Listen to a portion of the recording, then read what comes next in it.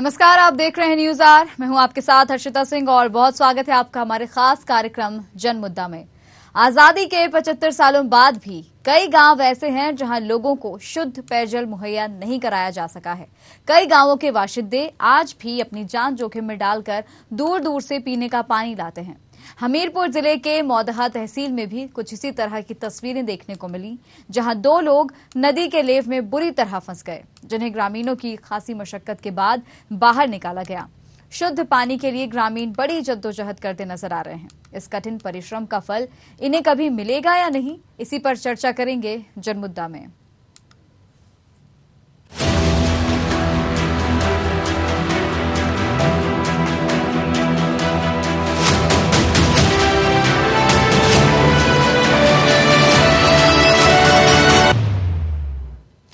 हमीरपुर जिले के मौदहा तहसील के छानी गऊ घाट के ग्रामीणों को आज तक शुद्ध पेयजल नहीं मिल सका है।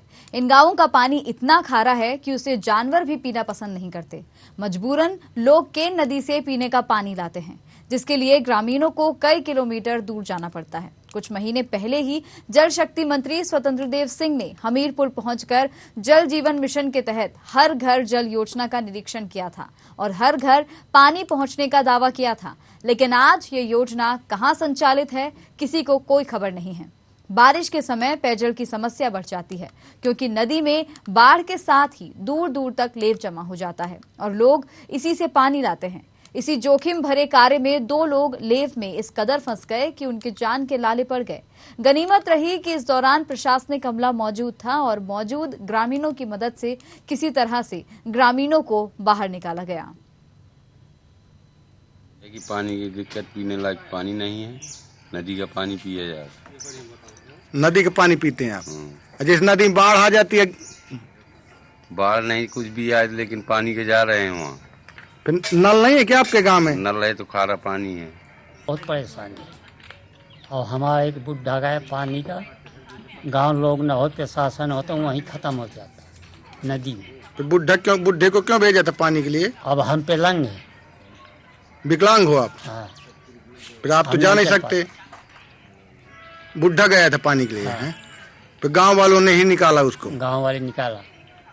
और क्या नल नहीं है आपके गांव में? न है तो बहुत सारे एक आधे हैं, तू चार थे। फिर पानी खारा पानी है, इस वजह से पीने लायक पानी नहीं हुआ। नहीं है। हमारे गांव में पूर्वजों से लेकर हमारे गांव में पानी की दिक्कत बनी ही रही। क्या हैंड पाइप नहीं है आपके गांव में? पंप तो है हमारे गांव में सर, बल्कि क्या है कि हैंड पंप जो है, पानी उनका बहुत खारा है कि आप जबान में पानी नहीं रख सकते हैं उनका। और कोई व्यवस्था पानी की? और कोई यहाँ नदी है हमारे यहाँ, तो नदी का ही पानी जो है सभी लोग पीते हैं। सारे गांव के लोग नदी का ही पानी लाकर पीते हैं। और नदी में ये मानकर चलिए कि कमर से लेकर 6 फुट नीचे चला जाता है कांधों में आदमी, 6 फुट। तो वहाँ बड़ी मुश्किल से निकल पाता है। कोई तो फंस जाता है तो निकल ही नहीं पाता। वहीं जो है मरने की संभावना है। अगर नदी में पानी लेने गया तो वो मर भी सकता है। तो हमीरपुर जिले के मौदहा तहसील से ये तस्वीरें आप देख रहे हैं, जहां पर ग्रामीणों को शुद्ध पेयजल के लिए इतनी जद्दोजहद करनी पड़ रही है। शुद्ध पेयजल आसपास मौजूद नहीं है, इसलिए कई किलोमीटर दूर केन नदी जाकर पानी की व्यवस्था लोगों को करनी पड़ रही है। इस पर और ज्यादा जानकारी हम लेंगे हमारे संवाददाता ब्रजेश ओझा से, हमारे साथ जुड़ गए हैं। ब्रजेश जी, ये जो ग्रामीण है, ये जो मौदहा तहसील के ये ग्रामीण है, इनकी समस्या ये कितने सालों से बनी हुई है? क्योंकि इसमें देखने को मिल रहा है कि शुद्ध पेयजल के लिए लोग अपनी जान तक दांव पर लगा रहे हैं। देखिए, मैं आपको बता दूं कि आजादी के लगभग 75 साल बीतने को आए हैं और ये हमीरपुर जिला का मौदहा तहसील क्षेत्र है। यहाँ के दर्जनों गांव आज भी शुद्ध पेयजल के लिए तरसते हैं। यहाँ के बासिंदों को मजबूरन केन नदी का जो गंदा पानी है वो पीकर अपना जीवन यापन करना होता है।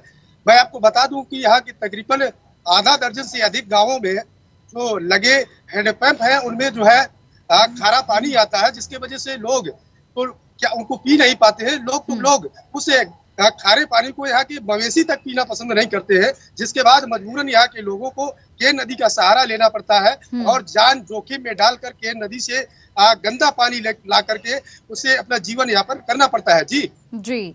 ये जो समस्या बनी हुई है, लोगों को मतलब शुद्ध पानी नहीं मिल पा रहा है और काफी दूर तक, कई किलोमीटर दूर जाके पानी की व्यवस्था लोग करते हैं, तो इस मामले में क्या ग्रामीणों ने शिकायत नहीं की है? क्या किसी तक आवेदन नहीं पहुंचाया कि इतनी परेशानी उनको हो रही है पानी के लिए? देखिए, अगर बात शिकायत की करी जाए तो ये कोई अभी हाल ही का मुद्दा नहीं है, ये कोई हाल ही की समस्या नहीं है। आजादी के लगभग 75 साल बीतने को आए, यहाँ तमाम सरकारें आई और तमाम सरकारें गई, लेकिन इस समस्या का समाधान करना किसी ने आज तक उचित नहीं समझा है। ये एक बहुत बड़ी विडंबना है, बहुत बड़ी समस्या है यहाँ के लोगों के लिए। जो पेयजल संकट यहाँ के लोगों के सर पे मंडराया हुआ है, यहाँ के लोग अपनी जान जोखिम में डालकर कभी ट्रैक्टर के सहारे, तो कभी बैलगाड़ी के सहारे, तो कभी साइकिल के सहारे 2-2 किलोमीटर 3-3 किलोमीटर दूर से पानी ला करके अपना जीवन यापन करते हैं। ये एक विडंबना है, यहाँ की सोचने वाली बात है। बड़ी ही दयनीय स्थिति। अभी मैं हाल ही में बता दूं कि अभी हाल ही में हमारे यूपी के जो जल शक्ति मंत्री हैं स्वतंत्र देव सिंह यूपी के हमीरपुर जिले आए थे और उन्होंने एक बड़ा दावा किया था कि बहुत जल्द ही हमीरपुर जिले में हर घर जल योजना के तहत शुद्ध पेयजल पहुंचाया जाएगा, लेकिन इस वादे का धरातल पर असर अभी तक देखने को नहीं मिला है। खैर, ये यहाँ के जल शक्ति मंत्री ही जाने या जिले में बैठे जिम्मेदार अधिकारी कि इस दावे का जो है कहाँ संचालित किया जा रहा है। जी क्योंकि हम तस्वीरों में भी देख पा रहे हैं कि जो नदी है उसके पास जो है बरसात के समय में ज्यादा दिक्कत हो जाती है, क्योंकि जो जमीन होती है नदी के आसपास की, वहाँ लेव जो बन जाता है, उसमें ग्रामीण फंस गए हैं, जिनको बड़ी मुश्किल से, बड़ी मशक्कत से जो है बाकी ग्रामीणों ने बाहर निकाला। देखिए, ये जो वायरल वीडियो है ये बीते 7 अक्टूबर का बताया जा रहा है। यहाँ के जो मौदाहा तहसील क्षेत्र का गौघाट गांव है, इस गांव का एक बुजुर्ग केन नदी में पानी भरने गया था। उसी दरमियान केन नदी के लेव में गहरे मलबे में जाकर के वो फंस गया, जिसके बाद वो उसके जान के लाले पड़ गए। गलीमत ये थी कि उसी दिन मूर्ति विसर्जन का कार्यक्रम होना था, जिसके लिए वहां पर शासन प्रशासन मौजूद था और तमाम ग्रामीण वहां पर मौजूद थे, जिनकी नजर उस तड़पते बुजुर्ग पर पड़ी और कड़ी मशक्कत के बाद उस बुजुर्ग को उस मलबे से बाहर निकाला गया। हर गलीमत ये रही कि उसकी जान के लारे नहीं आए। अगर कुछ ही देर ग्रामीणों की और प्रशासनिक अमले की उस पर नजर न पड़ती तो शायद उस बुजुर्ग को उसी मलबे में अपनी जिंदा समाधि बन जाती। जी क्योंकि इस तहसील क्षेत्र में क्या ग्रामीणों के अलावा कोई बड़े अधिकारी या नामी ग्रामी लोग वहां नहीं रहते हैं जिन्हें इस समस्या के बारे में जानकारी हो, जिससे अवगत हों कि इतने परेशान ये ग्रामीण हैं?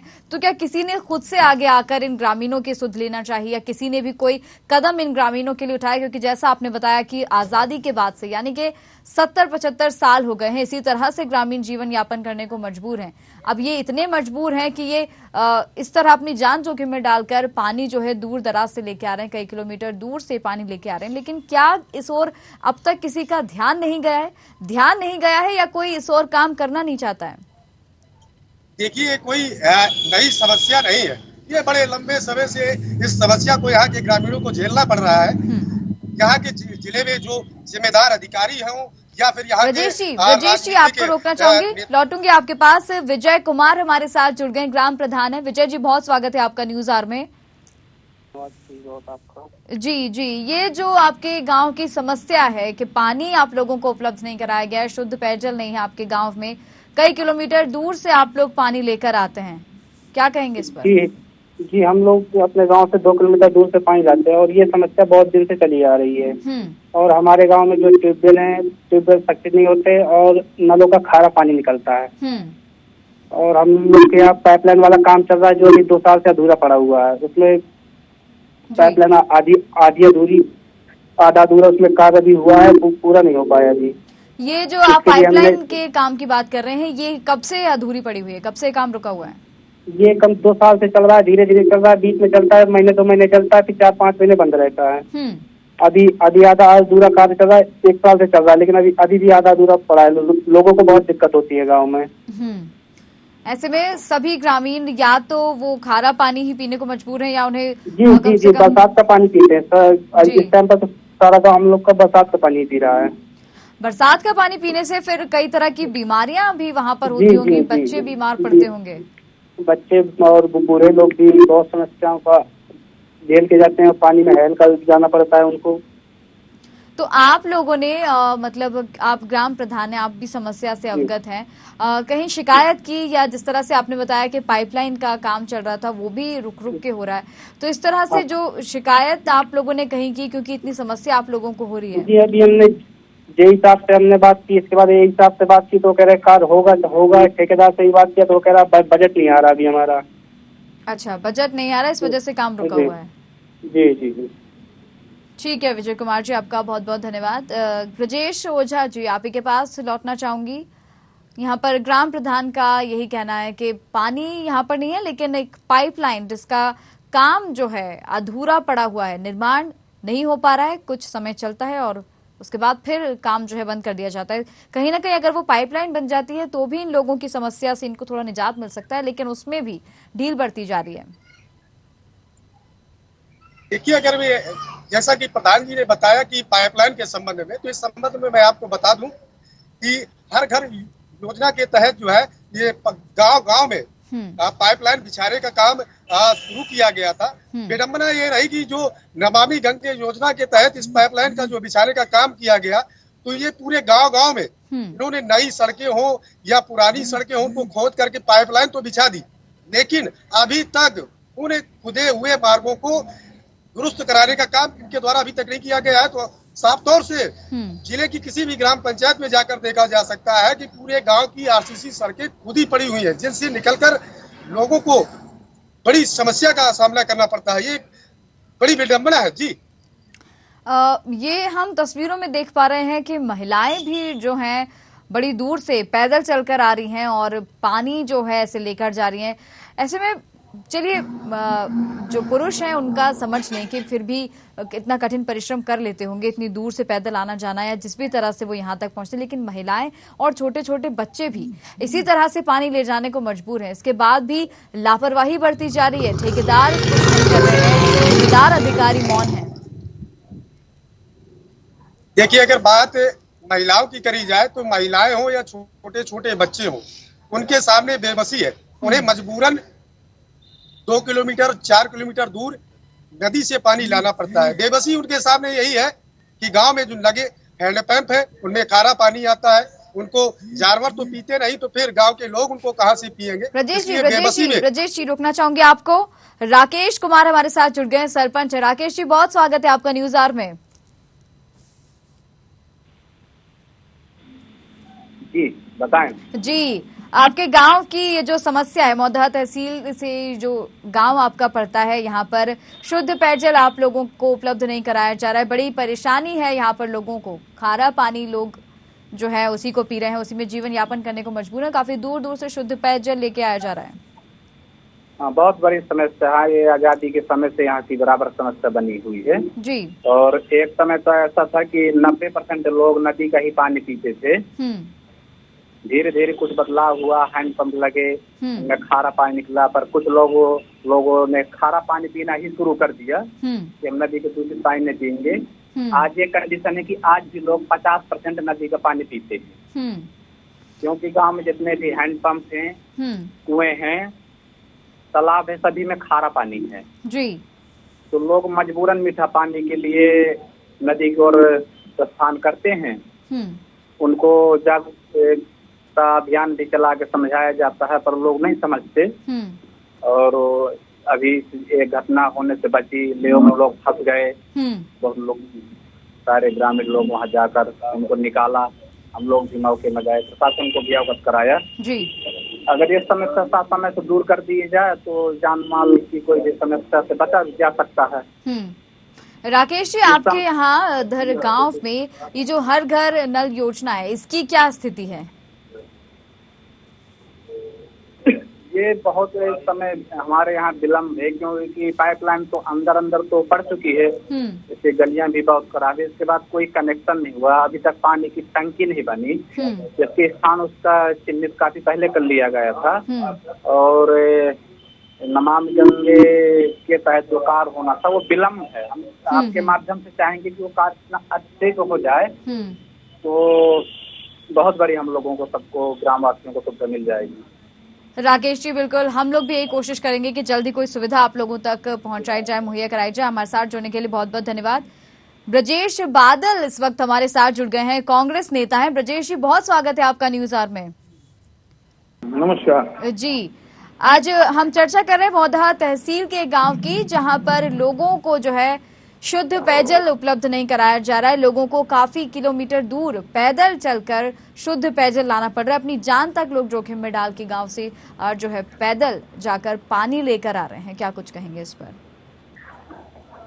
ये सरकार के द्वारा जो नमामि गंगे का एक योजना चलाई गई, उस योजना के तहत यही बताया गया था कि हर आदमी को पानी उपलब्ध कराया जाएगा और नदियों की सफाई उसी नमामि गंगे के प्रोग्राम के अंतर तहत ही आती है।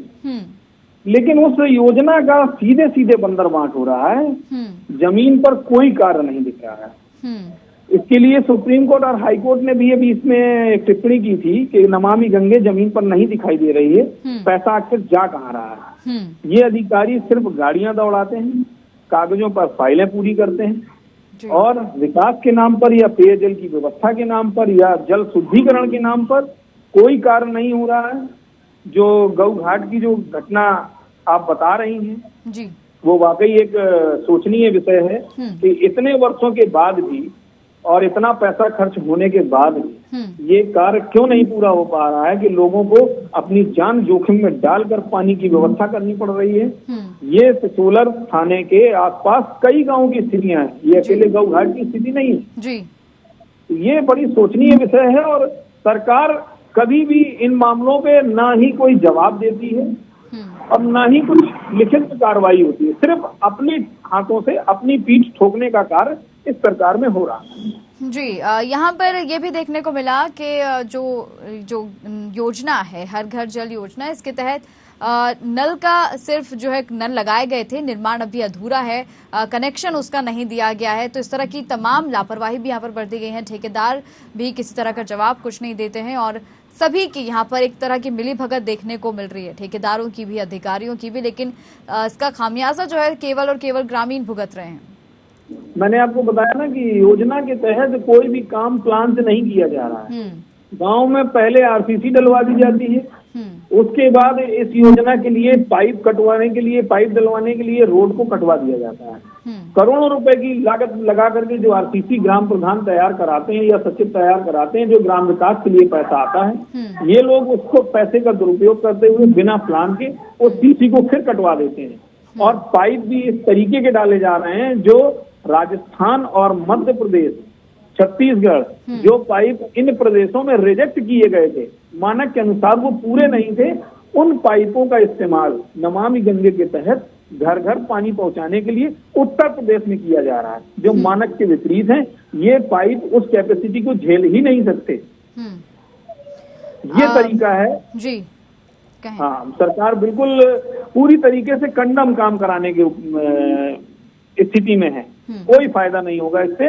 आगे हर ग्रामवासी को इसका नुकसान और खामियाजा बहुत बुरी तरीके से भुगतना होगा। ब्रजेश जी, जैसा कि देखने को मिल रहा है कि इतने सालों बाद भी ग्रामीण इसी तरह से जीवन यापन कर रहे हैं और कहीं ना कहीं देखा जाए तो ना इनको जो है, ये लोग इतने जागरूक हैं कि किसके पास जाना चाहिए, कहाँ आवेदन करना चाहिए, किससे शिकायत करनी चाहिए, तो ना इनकी ओर कोई ध्यान दिया जा रहा है, ना ही जनप्रतिनिधि कुछ कहने के लिए जो है यहाँ पर राजी हैं। कोई जवाब देने को भी यहाँ पर राजी नहीं, कोई सुध नहीं ले रहा है। लेकिन आपसे पूछना चाहूंगी, आपको इस बारे में जानकारी है, आपके संज्ञान में ये मामला आज से शायद पहले से ही आ चुका है, आपने अपने स्तर पर क्या इन ग्रामीणों की, या जैसे आपने बताया और भी कई सारे गांव हैं जहां पर इसी तरह की समस्या है, आपने, आपकी पार्टी ने किसी तरह की कोई कोशिश की इन ग्रामीणों की मदद करने की? आपको जानकारी के लिए बता दूं कि मैं जन याचिका करता भी हूँ जी। किसी भी विभाग से संबंधित जिले के जितने भी विभाग हैं, सब में कहीं ना कहीं धांधली बहुत चरम पर है। इससे पहले मनरेगा का भी एक घोटाला बहुत सामने आया था, करोड़ों रुपए का घोटाला किया गया था। हम सरकार से इसमें प्रश्न चिन्ह लगाते हैं, सरकार से पूछते हैं, डीएम और एडीएम और सभी अधिकारियों को, जो उनके विभागों के उच्च अधिकारी हैं, उनसे सवाल पूछ तो सकते हैं, लेकिन वो कहीं ना कहीं उन सवालों को जवाब गोल मटोल घुमा करके देते हैं। और अगर ज्यादा प्रश्न पूछने के या ज्यादा सवाल करने के ब्रजेश जी आऊंगी आपके पास, लौटूंगी, आप बने रहिए हमारे साथ। कुलदीप शुक्ला हमारे साथ जुड़ गए हैं, सपा नेता है। कुलदीप जी, बहुत स्वागत है आपका न्यूज आवर में। जी धन्यवाद मैडम। जी, ये मौदहा तहसील का एक छानी गौ घाट की आज हम बात कर रहे हैं। यहाँ पर ग्रामीण शुद्ध पेयजल के मोहताज हैं। यहाँ पर लोगों को शुद्ध पेयजल नहीं मिल रहा है।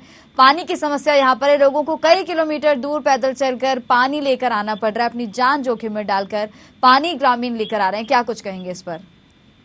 मैडम देखिए, मैं जहाँ तक जान पा रहा हूँ पूरा बुंदेलखंड पानी की विविधता से जूझता आया है हमेशा से। और हमारी सरकार ने, जब हमारे माननीय अखिलेश जी मुख्यमंत्री थे, उन्होंने कबरई में एक डैम का विस्तार भी किया था, जिसका प्रधानमंत्री जी ने उद्घाटन किया, लेकिन आज भी उसको समुचित ढंग से चलाया नहीं जा सका। अगर उसको चलाया जाता तो शायद पानी की समस्या का कुछ न कुछ निदान होता। लेकिन स्थिति ये है कि दूर दराज के जो गांव हैं, उन गांव में रहने वाले लोगों को आज भी पानी नहीं मिल रहा है। वो गड्ढे, पोखरे और नालों का पानी पी करके अपनी जीविका को चला रहे हैं। अभी 2-3 दिन पहले एक हमारे क्षेत्र में वीडियो बहुत ही तेज वायरल हुआ। एक वृद्ध आदमी केन नदी में पानी अपने पीने के लिए लेने गया हुआ था, लेकिन जो उसके किनारे लेवा होता है जिसमें आदमी फंसा और उसको किसी तरह रस्सी डाल करके ग्रामीण लोगों ने बाहर निकाला न था, वो तो पूरी तरह से मर गया था। तो आज स्थिति ये है बुंदेलखंड के हर गांव की कि पानी को लेकर के आदमी अपनी जान को संकट में डाल रहा है और सरकार इस ओर से बिल्कुल ध्यान नहीं दे रही है।